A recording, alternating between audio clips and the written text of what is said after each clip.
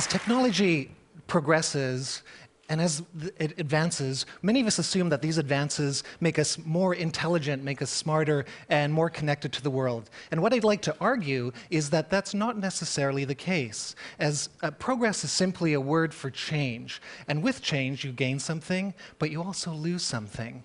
And to really illustrate this point, what I'd like to do is to show you how technology has dealt with a very simple, a very common, an everyday question, and that question is this. What time is it? What time is it? If you glance at your iPhone, it's so simple to tell the time. But I'd like to ask you, how would you tell the time if you didn't have an iPhone? How would you tell the time, say, 600 years ago? How would you do it? Well, the way you would do it is by using a device that's called an astrolabe. So an astrolabe is relatively unknown in today's world, but at the time, in the 13th century, it was the gadget of the day. It was the world's first popular computer, and it was a device that, in fact, is a model of the sky. So the different parts of the astrolabe in this particular type, the rete corresponds to the position of the stars, the plate corresponds to a coordinate system, and the mater has some scales and puts it all together. If you were an educated child, you would know how to not only use the astrolabe, you would also know how to make an astrolabe. And we know this because the first treatise on the astrolabe, the first technical manual in the English language, was written by Geoffrey Chaucer. Yes, that Geoffrey Chaucer in 1391 to his little Lewis, his 11-year-old son. And in this book, little Lewis would know the big idea. And the central idea that makes this computer work is this thing called stereographic projection.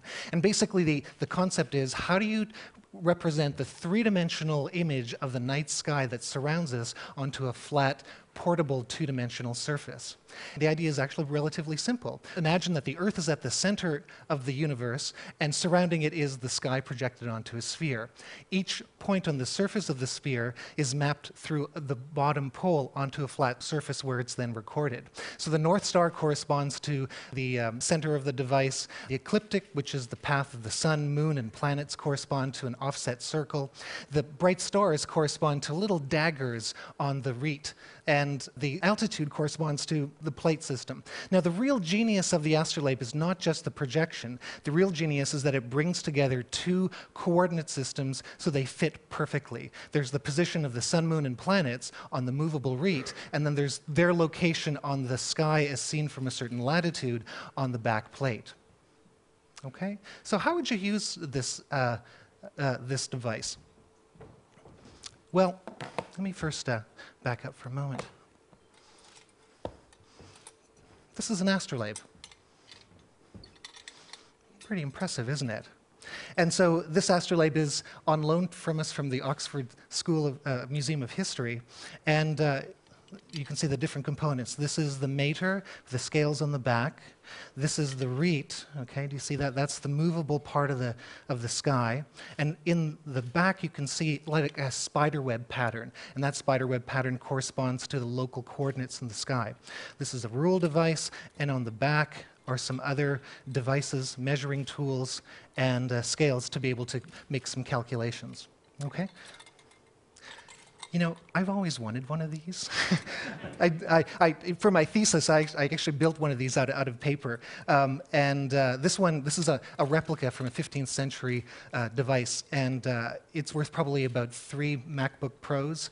But a real one would cost about as much as my house, and the house next to it, and actually every house on the block, on both sides of the street, maybe a school thrown in, and some, you know, a church. They're just incredibly expensive.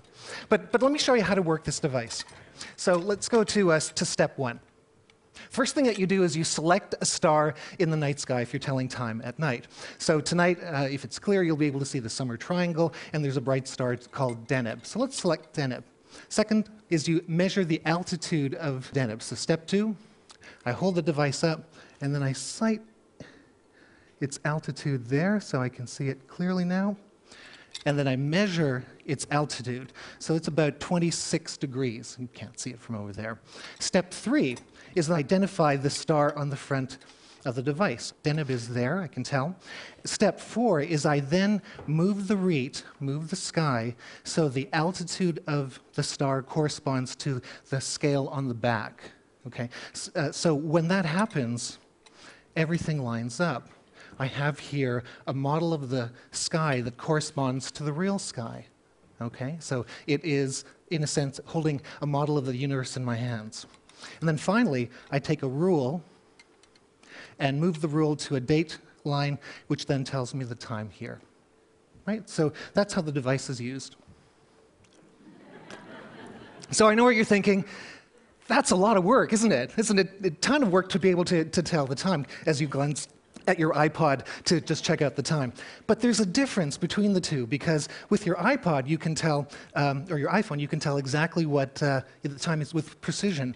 The way little Lewis would tell the time is by a picture of the sky. He would know where things would fit in the sky. He would not only know what time it was, he would also know where the sun would rise and how it would move across the sky. He would know what time the sun would rise and what time it would set. And he would know that for essentially every celestial object in the heavens. So in computer graphics and computer user interface design, there is a term called affordances. So affordances are the qualities of an object that allow us to perform an action with it. And what the astrolabe does is it affords us to connect to the night sky, to look up to the night sky and be much more, to see the visible and the invisible together. So that's just one use. It's incredible. There's probably 350, 400 uses. In fact, there's a text that has over 1,000 uses of this first computer. On the back, there's scales and measurements for terrestrial navigation. You can survey with it. The city of Baghdad was surveyed with it. It could be used for calculating mathematical equations of all different types, and it would take a full university course to illustrate it. Astrolabes have an incredible history. They're over 2,000 years old. The concept of stereographic projection originated in 330 BC, and the astrolabes come in many different sizes and shapes and forms. There's portable ones, there's large display ones, and I think what's common to all astrolabes is that they're beautiful works of art. There's a quality of craftsmanship and precision that is just astonishing and remarkable. Astrolabes, like every technology, do evolve over time. So the earliest REITs, for example, were very simple and primitive, and advancing REITs became cultural emblems. This is one from Oxford, and I find this one really extraordinary because the REIT pattern is completely symmetrical, and it accurately maps a completely asymmetrical or random sky. How cool is that? It's just amazing. So would little Lewis have an astrolabe? Probably not one made of brass. He would have one made out of wood or paper. And the vast majority of this first computer was a portable device that you could keep in the back of your pocket. So what does the astrolabe inspire? Well, I think the first thing is that it reminds us just how resourceful people were, our forebears were, years and years ago. It's just an incredible device. Every technology advances. Every technology is transformed and moved by others. And what we gain with the new technologies, of course, is precision and accuracy. But what we lose, I think, is an accurate, a felt sense of the sky, a sense of context. Knowing the sky, knowing your relationship with the sky, is the center of the real answer to knowing what time it is.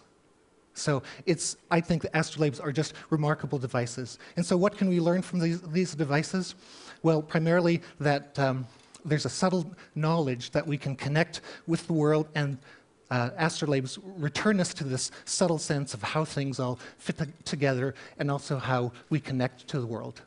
Thanks very much.